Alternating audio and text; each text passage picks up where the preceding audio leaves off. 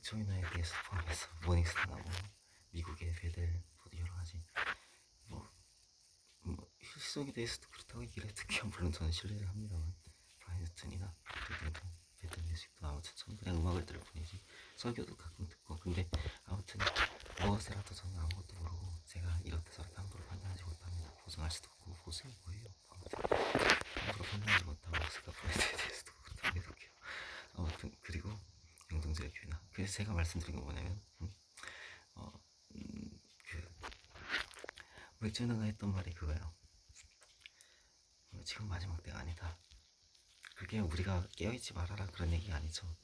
성경의 원칙을 지켜야 되는 것보다 복음서 예수님이 그랬어요. 밭에 가라지와 알곡이 함께 자란다. 근데 세상 끝에 신천지가 말하는 추수꾼 그 얘기 아니라 세상 끝에 추수 때 하나님께서 판단하실 때가 있다. 가라지냐 알곡이냐. 지금 아직 세상이 진행 중인 시간 동안에는 아직 마지막 끝이 다다르지 않은 때는 심지어 마지막 때에도 끝이 다다랐을 시점쯤 때에도 아직은 가라지와 알곡을 구분하지 않아요. 예수님 그렇게 말씀하셨어요. 그러니까 우리가 온 우주적 종말이 오기 이전까지는 누가 가라지냐 누가 알곡이냐 이렇게 함부로 판단하면 안 됩니다. 예수님 명령이에요. 우리가 예수님의 제자이고 주님의 종이라면 우리는 주님 예수님의 말씀을 들어야 됩니다. 네가 가라지를 뽑다가 알곡도 뽑을까 나는 염려한다라고 예수님 분명히 말씀하셨어요. 예수님께서 분명히 염려하시고 말씀하신 거를 우리가 함부로 그렇게 위배하고 위반하고 함부로 그렇게 안 됩니다. 그리고 또 다른 사람의 발언을 이렇게 저렇게 다르게 적용하는데 써먹고 그래서는 안 되는 것이기도 하죠. 예를 들자면 제가 있었던 어디 예총연 이제 보수당 동총회 같은 경우에는 이제 모임에 오라고 해서 갔는데 거기 이제 강지명 담임 휘즈로 교회 담임이셨던 지금 교회 명칭이 바뀌었는데 거기 이제 제가 소속한 보수정통 총회 이제 노회장 총회장 아무튼 총회장과 노회장이 같은 게 아닌데 거기 워낙 작다 보니까 거기 분이 저한테 말씀하시기를 언젠가 누구랑 같이 다니더니 이렇게 얘기하는 거야. 누구랑 같이 다니더니 근데 그거를 도청하는 사람들이 들었어요. 누구랑 같이 다니더니 결국 뭐 이런 식으로.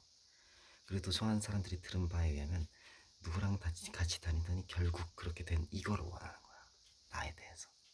결국 내가 뭐 파멸하든지 뭐 어떻게 망신을 당하든지 뭔가 이렇게 잘못되는 거 원하는 거지 이 결과를.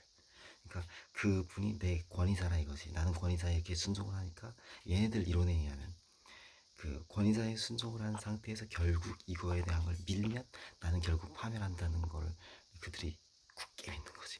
뭔가 사람이 이렇게 기계로 움직여진다고 생각하는 거지.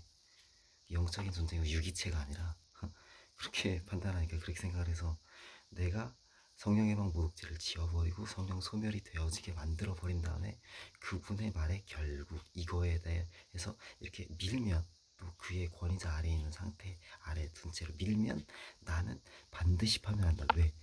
그렇게 믿는 거야 얘네들은. 왜? 뭐 귀신은 사람의 자율성의 어떤 그런 거에 관계없이 그냥 귀신의 지배 아래서 이렇게 움직여진다고 이들은 생각을 하는 거지. 그러니까 성경을 완전 마귀적으로 읽는 거죠. 마귀적으로. 하나님의 형상이라는 말은 그냥 버리는 거지. 자율성을 갖고 하나님께서 제시하신 복음 앞에서도 사람들을 통해서든 제시하신 복음 앞에서도 외적 부르심에 반응할 수 있는 내적 부르심에 대한 그런 부분에 대해서 등치도 못대로 해석을 하는 거지. 그래서 아무튼 그런 자들에 의해서 나는 공격을 받아왔고 아무튼 어찌되었든 간에 뭐 공격 구실이 어찌되었든 같이 이제 뭐 졸업을 했다고 하는 그 사람에 대해서는 제가 더 이상 좋게 생각할 수가 없습니다. 워낙 그런 공격 구실이 되었기도 하고 해서 정말로 그런 상황이면 나한테 와서 찾아와서 얘기를 하든지 사과를 하든지 조치를 취해야 되는 거라고 나는 생각을 하고 솔직히 얘기해서 너 그 개인적인 입장에서 다른 사람들이 어떤 구실을 삼고 공격했다 할지라도 도저히 나로서는 이제 뭐 얼굴 볼 수 없는 사람이 되어버렸고 그 부분에 대해서도 그래서 여러분께 제가 말씀드릴 수 있는 거는 아무것도 판단치 말라 주께서 오실 때까지. 성경 구절이에요. 아무것도 판단치 말라 주께서 오실 때까지. 알곡과 가라지가 섞여 산다고 할지라도 누가 진짜 가라진지 알고 계신지 그거는 최종적인 판단이 주님께 맡겨져 있다. 단지 이제 우리가 교리적으로 또 이제 실천적인 부분에 있어서도 당연히 이단에 대해서 단죄를 하고 경계를 하고 주의를 시키고 또 정보를 공유해서 비성경적인 가르침을 배제할 수 있어요. 왜냐면 신학의 목적이 원래 그거니까. 신학은 원래 이단을 단죄하면서 발달한 겁니다. 성도들을, 그리스도인들을 악의 무리로부터, 잘못된 것들로부터 보호하기 위해서.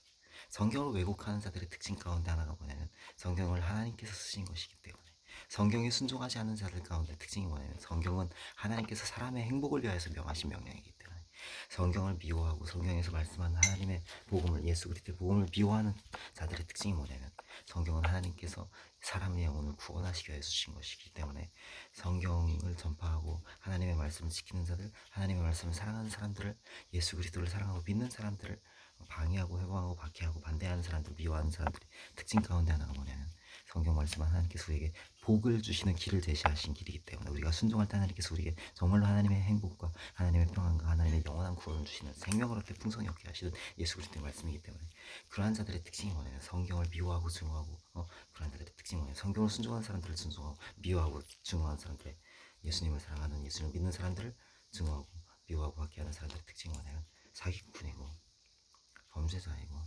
이단이고 착취자이고 탈취자이고 박해자이고 방해자이고 해방자라는, 그래서 이단 정죄와 여러 가지 주의를 줘야 될 부분은 항상 우리가 갖고 있어야 될 부분이긴 하지만, 최종적인 판단은, 말하자면 이걸 교회에서 심지어 빼야 돼. 이런 판단은 뽑아내야 돼. 심지어 성경을 해방을 못 오게 시켜야 돼. 그건 어디서 난 판단이야. 그건 성경이, 그건 어디서 난 판단이야. 그런 건 이해도 안 되고, 아무튼 교회에서 빼내야 돼. 이것도 솔직히 이해도 안 되긴 하는데, 7이라는 게 있긴 하지. 7이 뭐 제명, 출교 이런 게 있긴 하지만 요즘에는 잘 하지 않고. 그래도 아무튼 최종적인 판단은 뭐라고요? 최종적인 판단, 구원을 잃어버리게 해야 된다, 이런 판단은 애초부터 있을 수가 없는 일이에요. 그거는 교회 안팎의 어느 역사에도 있을 수 없어. 구원을 잃어버리게 한다, 이거는 있지가 않아. 타락을 시키라, 성령을 회복을 못 오게 시키라, 이런 판단은 애초부터 없고, 그런 건 치리가 아니야. 그건 마귀짓이지. 그건 사탄 정짓이고, 출교나 제명 같은 경우는 이제 교회 바깥에서 자기 하나님과 1대1 관계 안에서 자기가 알아서 뭐 하라 이런 식으로 완전히 징계를 하는 거, 징벌을 내는 건데, 또 한동안 뭐 이렇게 뭐 성찬 금지 뭐 등등 금지, 이거는 이렇게 기간을 주는 거지. 근데 아무튼 제가 말씀드린 건 최종적인 판단은 알곡이냐 가라지냐, 이거는 뭐 이단에 대한 얘기는 했고, 뭐 사기꾼이나 이런 거에 대한 얘기도 했고, 다 포함해서 최종적인 판단은 하나님께 있는 겁니다. 하나님께서 최종적으로 판단하시는 거기 때문에, 우리 입장에서 최종적으로 판단하고 이렇게 저렇게 결론 내리고 가라지다 알곡이다, 이건 아니에요. 이건 아니에요. 성경 똑바로 쳐 읽고 성경 순종시키는 겁니다.